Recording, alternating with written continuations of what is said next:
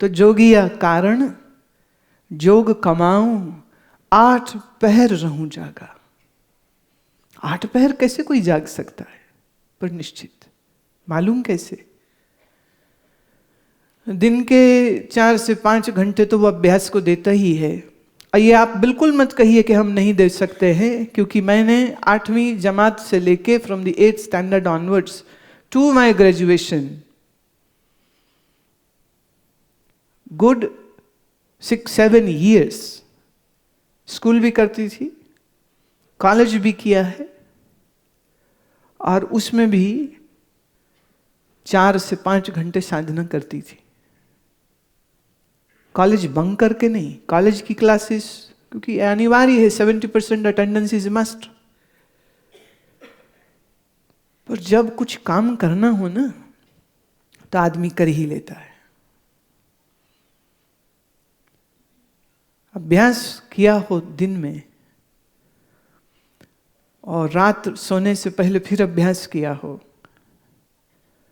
और अभ्यास करने के बाद वो सोता है इस विचार से कि सुबह जल्दी उठना। जो दिन भर साधना में ही चित्त को रखता है, जो रात्रि सोने से पहले भी साधना करता है, जानिए सच में कह रही हूं, अनुभव से कह रही हूं, और रात सपने में भी वो शिव जी को ही देख रहा होगा, और रात सपने में भी संत महात्मा ही दिख रहे होंगे, और रात सपने में भी वो किसी तीर्थ पे, किसी पवित्र देव नदी के किनारे स्वयं को बैठा हुआ देखता है। और सुबह उठता है, और सुबह उठते ही अपने शरीर को साधता है। शरीर मंदिर है, इस मंदिर की अंदर बाहर से सफाई होनी आवश्यक है।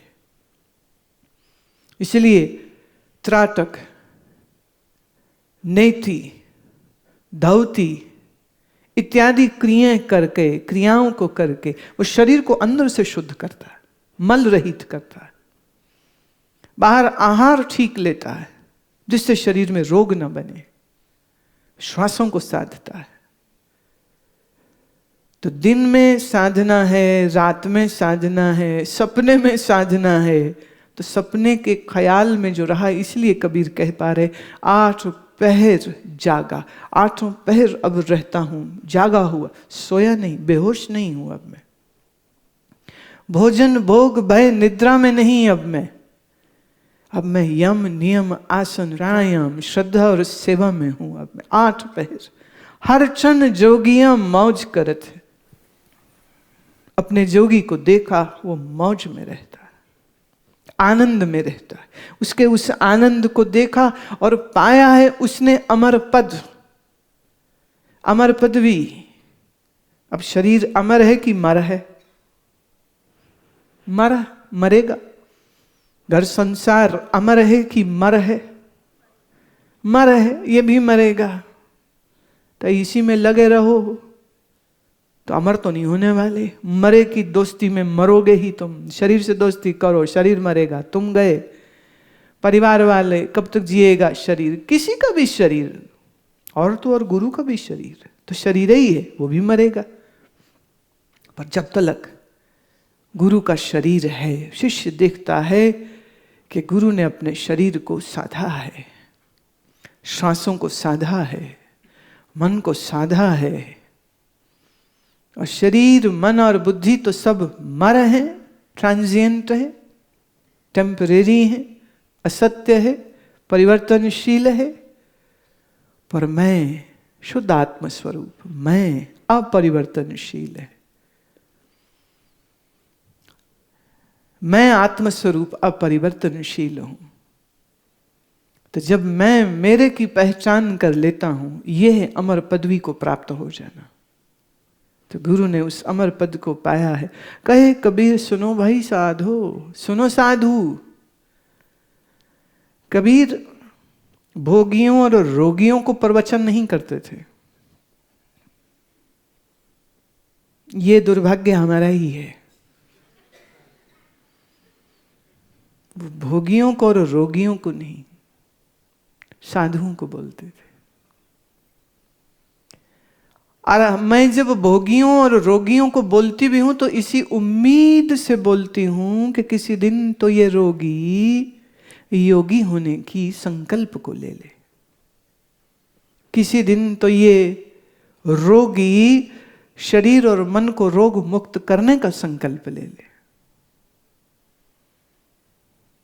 रोगी रोगी ही रहे ये तो अच्छी बात नहीं, और सिर्फ भोगी ही रहे ये भी अच्छी बात नहीं। कल एक सज्जन कह रहे थे, दो पुत्र हैं उनके, जवान बहुएं हैं, पोते हैं, सब है।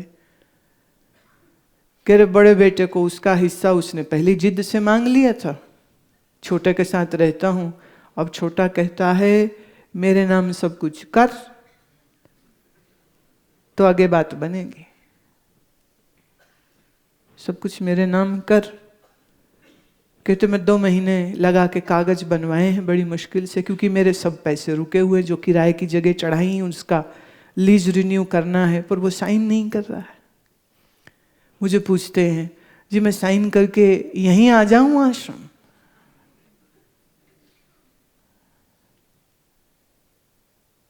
मैंने कहा देखो एक बात तो समझ लो तुम अच्छे से, तो यहां तो तुम कभी भी आ सकते हो, जेब में पैसा है तो भी, नहीं है तो भी, क्योंकि मुझे तुझसे मतलब है, तेरे बैंक अकाउंट से नहीं। मुझे बड़ी चिढ़ आती, ध्यान से सुन लेना, कुछ लोगों की ये आदत है, वो लोग यहीं बैठे हैं, उनकी आदत ये है वो किसी का भी परिचय देते हैं, बंदे का नाम बाद में बोलेंगे, पहले कहेंगे उसकी टर्नओवर 10,000 करोड़ की है, 5,000 करोड़ की असामी है वो। जैसे तुम्हारे सामने सांप आ जाए तो तुम क्या करोगे ना, तो मेरे लिए वैसी परिस्थिति होती, सांप आए तुम तो भाग लोगे, हम तो भाग भी नहीं सकते, भाग सकते हैं पर नहीं सकते, क्योंकि झूठे हम टूट जाएंगे ना फिर। तो अभी तो अकल आई नहीं, और बालपने में और बेवकूफ़ी में वह हमसे टूट ना जाए, इसलिए लोगों की ऐसी बेवकूफ़ियों को भी मैं सहन कर लेती हूँ। पर प्लीज़ थोड़ा सा सोच के बोला करें। ये बहुत बड़े आदमी हैं, मैं क्यों 50 फुट का लंबा है ये, बहुत बड़े आदमी क्यों ये 1000 टन का है, क्या बड़ा है इसमें? वो बड़ा किसको कह रहे हैं? पैसा है। तुम्हारे पास कितना भी पैसा हो जाए, तुम जिल्ले इलाही अकबर की बराबरी तो नहीं कर सकोगे, हैं? अच्छा हो भी जाए तो पुराणों में बात आती है, तुम कितना भी धन कमा लो तो भी तुम राजा इंद्र के जैसे, वो स्वर्ग का राजा है, तुम उसका मुकाबला तो नहीं कर सकोगे। और इंद्र वो भी अपने पुण्य के कारण इंद्र होता है, जब पुण्य क्षीण होते हैं वो भी इसी मातलोक पे जन्म ले रहता है। आदमी का परिचय उसका धन नहीं है, आदमी का परिचय उसका मकान नहीं होता है। तो कम से कम इतना सा ख्याल जरूर किया करें जब मेरे साथ बात करें।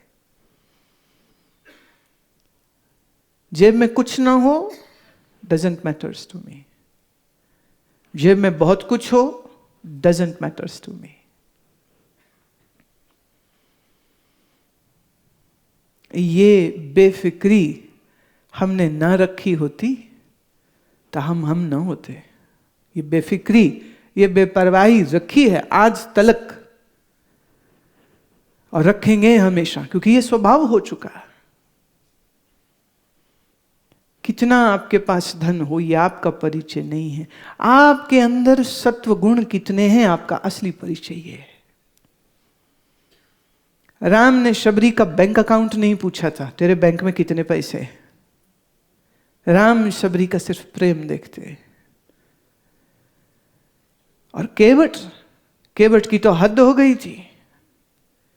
केवट तो बोले रामचंद्र जी को कि देखा हम तो आपको अपनी नाव में नहीं बैठाएंगे, क्योंकि हमने सुन रखा है तुमने एक पत्थर को पैर लगाया और पत्थर महिला बन गई, नारी हो गई। अहिल्या की कहानी उसने सुन रखी थी। अब हमारी कश्ती में तुम पैर रखो और कश्ती बदल के हो जाए नारी, मैं तो मर गया। एक ही नहीं संभलती, एक और आ गई तो। राम कहते तुम कहना क्या चाहते हो? बोले हम टेस्ट करेंगे, आपके पाँव को छू के देखेंगे, चरण धो के देखेंगे, और फिर अगर कुछ चेंज नहीं हुआ फिर हम आपको अपनी बोट में बैठाएंगे, फिर आपको गंगा जी के पार भी कर देंगे। उसके इस भोलेपन पर रामचंद्र जी मुस्कुराते हैं। सीता दबी हंसी में इशारा करती है लक्ष्मण को कि जा इसकी मदद कर, धोने तो इसको श्री राम के चरण है, बाकी तो सब बहाने कर रहा है। वो बर्तन ले आए, श्री राम के चरण धोए, और उस गरीब केवट की नाव में श्री राम जी बैठते हैं, सीता बैठती हैं, लक्ष्मण जी बैठते हैं, केवट पार लगाते हैं, और पार लगाते लगाते हुए वो कहते हैं कि अच्छा भाई, तूने मुझे गंगा पार किया, मैं तुझे संसार से पार कर दूंगा, लेन देन बराबर हो जाएगा। तू गंगा पार कर रहा है, मेरे पास पैसा नहीं, मैं तो वनवासी हूं, मैं तो साधु के भेष में हूं, कुछ नहीं मैं दे सकूं, धन नहीं, आभूषण नहीं, सोना नहीं, जेवर नहीं। और केवट श्री राम का मुखड़ा देखते हुए कहता है कि प्रभु फिर कुछ ना दियो, कुछ ना दियो चलेगा, हम गंगा पार किए हों, तुम संसार पार कर दिए ना। हम भी केवट, तुम भी केवट, हम काली गंगा पार कराते हैं, तुम्हारी क्षमता तो बहुत बड़ी है, तुम मुझे संसार से, संसार माने दुख, संसार माने अज्ञान, संसार माने अविद्या, इस अविद्या से पार कर दो। आप रिझाते हो संसार को, और संसार तो रीझता नहीं है, तुम मर जाओगे तो भी ऐसे ही चलता रहेगा सब सिस्टम, तुम जी रहे हो तब भी चल रहा है। इस बात को जानते हुए, समझते हुए व्यवहार में पूरा रहिए। बेटा बेटी, पति पत्नी, पोता पोती, सबके साथ व्यवहार अच्छा रखिए, सुंदर रखिए, पर यह जानते हुए कि जन्म मरण का साथी तो सिर्फ गुरु होता है, न बेटा होता है, न नाती पोता होता है, ये नहीं हो सकते हैं तुम्हारे साथी। किसको रिझाऊं, किसको? कबीर कहते जब से प्रीत लगी जोगिया से, जोगी से प्रीत लगी, भयो हंस मन कागा, हम हंस हो गए। हम आनंद के मोती चुगते हैं, हम ध्यान का रस पीते हैं, हम तो हंस हो गए। जीने की कला सिखा दी है, जीना सिखा दिया है। तो जो यूं ना करना हो तो ना करो, पर तेरा अगर गुरु योगी है तो ये काफी कारण होना चाहिए। बात स्मरण में एक और आती है, हनुमान। हनुमान देखते थे कि रामचंद्र जी की सेवा हम भी करते हैं और सीता जी भी करती हैं, पर ऐसा क्या जो प्रेम राम सिया से करते हैं हमसे तो वैसा नहीं करते? क्या फर्क है? वो भोजन बनाती हैं, मैं भी बनाता हूँ, वो पंखा करती हैं, मैं भी करता हूँ, वो चरण दबाती हैं, मैं भी दबाता हूँ। फिर क्यों राम की दृष्टि में फर्क है? जैसे वो सिया को देखते हैं वैसे वो मुझे क्यों नहीं देखते? मन में आया क्या फर्क है। तो लगा सीता जी से ही पूछता हूं। तो चले गए, ए मैया बताना क्या फर्क है? सीता हंसती रही, बोले क्या बताऊं अब, तुम्हारा उनका संबंध स्वामी का, दास का, सेवक का है, मेरा उनका संबंध पति पत्नी का है, तो फर्क तो रहेगा ना। हनुमान कहते नहीं, पर जो प्रेम तुम्हें मिलता है वो मुझे क्यों नहीं, मुझे नहीं मिल सकता। इतने में क्या देखते हैं, सीता जी ने अपने मांग में सिंदूर भरा। तो हनुमान को लगा हो ना हो यही कारण है, यही कारण होगा। राम से दिल लगा है ना, तो राम को रिझाऊं कैसे। तो तुरंत गए और दुकान से बोरा भर सिंदूर लिया और पूरा सर से लेके पांव तक खुद को सिंदूर से रंग लिया और लाल लाल हुए हुए आकर के बड़े दरबार में श्री राम, जो अब राजा राम है, राजा राम के सामने आके खड़े हो गए। और राम जी देख रहे हैं, ये कौन आया? अरे ये तो हमारे हनुमंत जी हैं, ये लाल लाल क्यों हो गए? क्या हुआ हनुमान? अब हनुमान क्या देख रहे हैं कि उनकी आंखों में आश्चर्य है, हैरानी है, प्रश्न है। और वो क्या देखना चाहते थे? मोहब्बत, प्यार, प्रेम। पूछा राम, ये क्या किया, क्यों? बोले प्रभु हम तो बहुत सोचे, क्या कारण है, किस वजह से आप सिया से, माँ सिया से इतना प्रेम करते हो? तो मुझे लगता है कि ये जो लाल लाल सिंदूर लगाती हैं ना, ये आपको बड़ा प्रिय है। तो तुम्हारे उस प्रिय वस्तु को मैंने आज समझ लिया, तो लो अब तो हम सिर से पांव तक रंग गए। तो रामचंद्र जी हंसते हुए अपने आसन से उठे और आकर लाल सिंदूर से रंगे हुए श्री हनुमंत लाल जी को अपने सीने से लगा लेते हैं। बोले तेरा प्रेम सिया के प्रेम से बहुत बड़ा है। सिया को तो शायद सिंदूर लगाना पड़ेगा, हनुमान आज के बाद लोग तुझे सिंदूर लगाया करेंगे, तू नहीं लगाएगा, तुझे जरूरत नहीं है। आज भी मंदिरों में हनुमान को चढ़ावे में सिंदूरी चढ़ता है और भर देते हैं उसको, क्योंकि ये लक्षण, ये एक साधन, ये उनकी मोहब्बत, उनके प्रेम, उनकी भक्ति का एक चिन्ह बन गया। किसको रिझाया हनुमान ने? राम को। और कबीर ने किसको रिझाया? अपने जोगी को। इसलिए कबीर कबीर हो गए।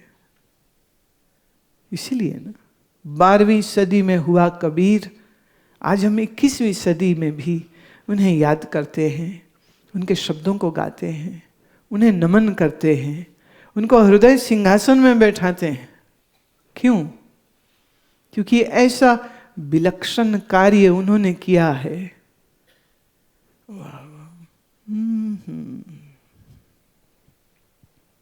है कोई इस भाव के मुकाबले में का कोई भी भाव इस मुकाबले का हो नहीं सकता। कोई संबंध संसार का इतना गहरा हो नहीं सकता। सब छूट जाता है, पर गुरु से, जोगी से की हुई मोहब्बत, यहां दिल लगा तो कभी टूटता भी नहीं, और सब जगह टूटेगा, आज नहीं तो कल। जोगिया से मेरा दिल लागा जोगिया, हे जोगिया, जोगिया, हे जोगिया, जोगिया से मेरा दिल लागा, जोगिया से मेरा दिल लागा।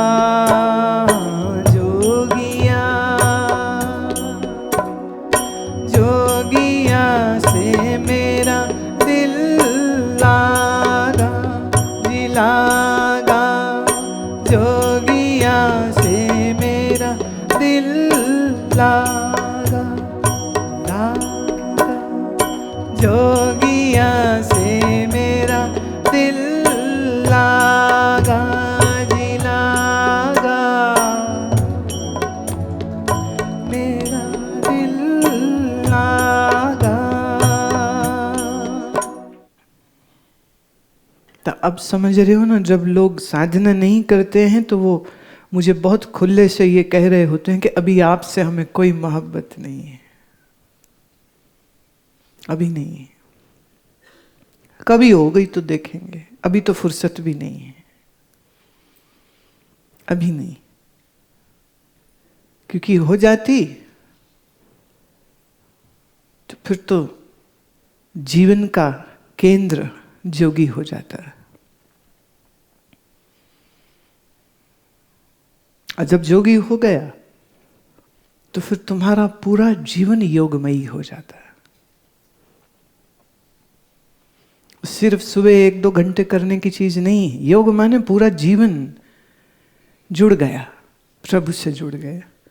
खाने में, पीने में, सोने में, व्यवहार करने में, ध्यान करने में, आसन करने में, प्राणायाम, हर चीज में एक खूबसूरती आती, एक विवेक आता है, एक ज्ञान आता है। दुख में, सुख में परीक्षा की घड़ी हो जाती है ना, दुख भी और सुख भी। सुख हमें बेहोश कर देता है, दुख हमें तोड़ देता है। तो जीवन में दुख आए तो योग का साधक टूटता नहीं, और उसके जीवन में सुख आ जाए बेहोश नहीं होता। साधना का क्रम उसका अविरल चलता रहता है, जीते में भी और फिर मरते में भी। जीता भी वो योगमयी है, और जब मरने की घड़ी आती है तो शरीर को कैसे त्यागना है वो उस विधि से उसको त्यागता है। जिसका प्राण नीचे के द्वार से निकला, एक बहुत बड़ा लक्षण है ये। जिसका प्राण नीचे के द्वार से निकला, गुदा से, योनि से, जेनिटलिया से या एनस से निकला, अधोगति लक्षण है। शरीर की मृत्यु के समय पर शरीर को देख करके भी कहा जा सकता है कि जाने वाला योगमयी ढंग से गया है, कि कोई रोगी था और कोई भोगी था। और 100 में लगभग 98 बार लोगों के प्राण नीचे के द्वारों से ही निकलते हैं। 2-1 समझ लो, कुछ 1% जिनके नेत्रों से निकलते हैं। और सिर्फ योगी ही है जिसका प्राण ब्रह्मरंध्र से निकलता है। नीचे के द्वार से निकला तो मैंने अगला जन्म तय, ऑलरेडी कन्फर्म है। वासनामयी जीवन जिया, वासनामयी मृत्यु, वही वासना उसको अगला शरीर दे देती है। That is for sure, that is for sure. जिसने जीते जी योग नहीं साधा, मैं जिम करने को नहीं कह रही हूं, जिमिंग इज नॉट योग। जिम में मसल बनते हैं, प्राण ऊर्जा नहीं बनती। दौड़ो, दौड़ने से ये जंघा के मसल अच्छे बन जाएंगे, प्राण ऊर्जा की समझ नहीं आती, वो सिर्फ योग से आती।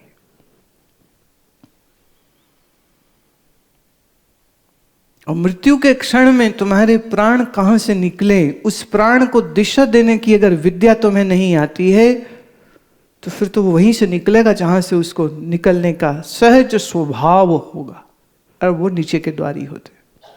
इसलिए आप किसी भी मुर्दे को चेक कर लेना, या उसका मूत्र निकल जाता है या उसका उस समय पर मल, फीसिस शरीर से बाहर आ जाता है। नोट कर लीजिएगा। अगर अभी तक नहीं किया है और तुम जिंदा रहे और पहले नहीं मर गए, तो किसी और मुर्दे को देखने का अगर अवसर मिल जाए तो जरूर चेक कर लेना। हॉस्पिटल में हो तो नर्स से पूछ लेना, वार्ड बॉय से पूछ लेना। गंदगी छोड़ते हुए शरीर छोड़ता है। सारी जिंदगी गंदगी ही तो इकट्ठी करी उसने, और तो कुछ किया भी नहीं। तो योगी का प्राण कहां से निकलेगा, वो उसको भी दिशा देता है। तो जिए भी योगमयी, मरा भी योगमयी। क्यों? क्योंकि किसी जोगी से दिल लग गया। बाकी सारी बातें ना अपने आप हो जाती हैं। जैसे लड़की का विवाह तय हो जाए तो शर्माना, सकुचाना, सुंदर बनना, कपड़ा पहनना, ये सब कलाएं उसको अपने आप आ जाती। ऐसे किसी जोगी से दिल लग गया तो साधना, सुमिरन, आसन, प्राणायाम, बंध, मुद्रा, ये सब अपने आप सीखने की इच्छा आ जाएगी, और फिर सीखेगा भी और फिर उसको करेगा भी। इतना ही कह के वाणी को विश्राम देती हूँ।